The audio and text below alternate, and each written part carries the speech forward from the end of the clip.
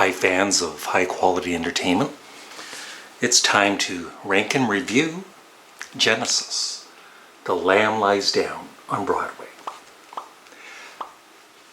I've taken the last 2-3 days to listen to this album more and more because, as I've stated in the earlier videos, there's some Genesis albums I'm really familiar with. I know them very well.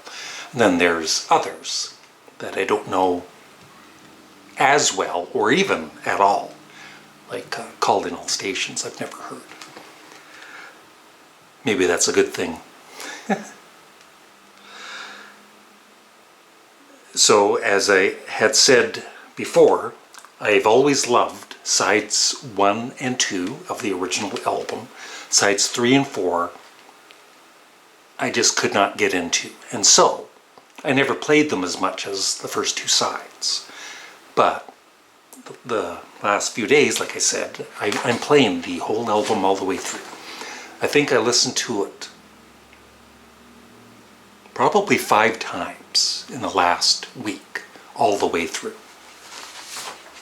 And I seriously, to really take it all in, I should be listening to it more, but I want to get going with the series and not, I'd say maybe 3 days between albums is enough for you guys to be waiting for me to listen to an album. So this will be a little longer than most of the Genesis rankings and reviews probably, because it's a double album. The Lamb Lies Down on Broadway is the 6th studio album by the English progressive rock band Genesis. It was released as a double album in November 1974 by Charisma Records, and it is their last to feature original frontman Peter Gabriel. It peaked at number 10 on the UK album charts and number 41 on the Billboard 200 in the US. While the band worked on new material at Headley Grange for 3 months, they decided to produce a concept album with a story devised by Peter Gabriel about rail. A youth from New York City who is suddenly taken on a journey of self-discovery and blah blah blah. You know the story, or you don't know the story. The album received a mixed critical reaction at first, but it gained acclaim in the following years and has a cult following. And I remember when I had the Genesis box set 1970 to 1975, it had the 5.1 mixes, plus of course the remastered albums and interviews. I sold it to someone that actually has a 5.1 sound system, and I got a good deal in return, so we were both happy. And of course, I slowly bought all of the Genesis albums from that box set again. But I remember watching the interviews, the DVD, and Tony Banks, he wasn't totally happy with the album, and he thought the story didn't make enough sense or whatever. Kind of the same thing, I guess, with Pete Townsend and The Who with his Lifehouse idea that turned into Who's Next. And that's okay, right? Like, I don't get the story. I don't care about the story. I enjoy if I get the story, then that's fine, but I'm not gonna go out of my way to try and figure out the story, because I really don't care. I just like the music and the songs. That's just me, though. And then Steve Hackett, I don't think he's heard enough on this album. He has some great guitar work, of course, and solos, but he's kind of in the background a bit more on this album than on the previous albums. And so let's go with everything here. The production, A+.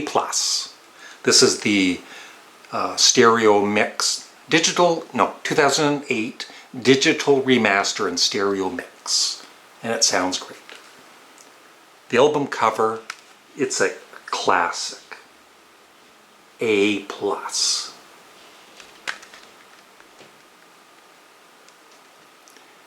My 6 favorite songs, because it's a double album, I'm choosing 6 instead of 3.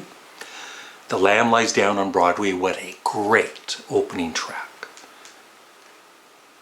The Carpet Crawlers, The Chamber of 32 Doors, Broadway Melody of 1974, Lily White Lilith, and It, the closing track.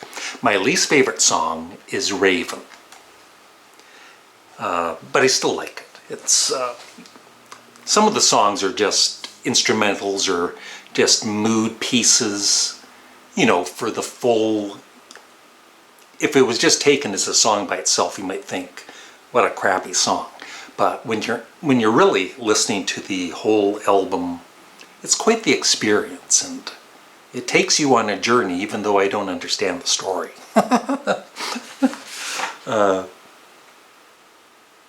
And I still believe that sides 1 and sides 2 are stronger than sides 3 and 4. But that being said, I really appreciate the sides 3 and 4 a lot more now that I've given those songs a chance.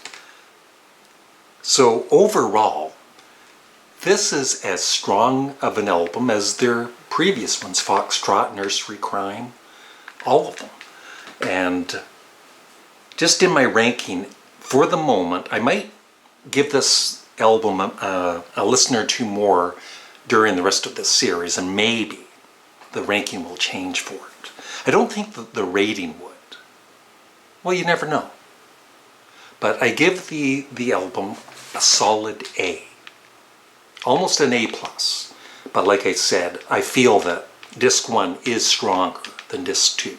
But taken as a whole, it's a great album. And so in my rankings, right now, it is number 3 between Foxtrot and Nursery Crime with a solid A.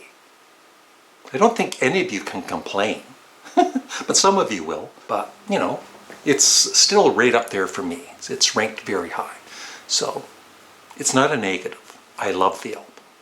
So I would love your thoughts on The Lamb Lies Down on Broadway in the comments section below. Thanks for watching. Have a great day. Bye.